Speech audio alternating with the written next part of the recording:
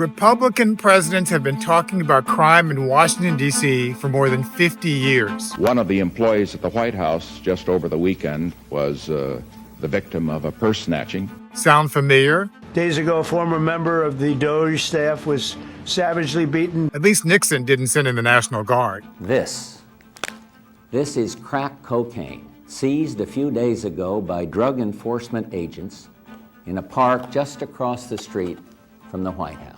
That was George Bush in 1989, and the drugs he held up came from a cheap political stunt where federal agents lured a black high school senior to a park far away from his home to arrest him. He was so clueless, he asked the undercover agent, "Where the is the White House?" But with no prior criminal record, the 18-year-old was sentenced to 10 years in prison, all for Bush's PR stunt. Republicans say the same thing over and over again. We must make America safe again. We will make America safe again. We're going to make D.C. safe again. But after 7 tough-on-crime Republican presidencies, why haven't they fixed it? Since the early 1960s, the lowest D.C. homicide rates happened under Democratic presidents John F. Kennedy and Barack Obama. Republicans blame Democrat cities for crime, but 8 of the 10 states with the highest murder rates are run by Republicans. Mayors have no authority to raise taxes, pass their own laws, or regulate deadly weapons without state approval. State preemption gives white legislators in small rural communities the power to control Democratic cities with large populations of people of color. You see, you can't just police your way out of crime. Violent crime is closely correlated to poverty, according to a recent Brookings study.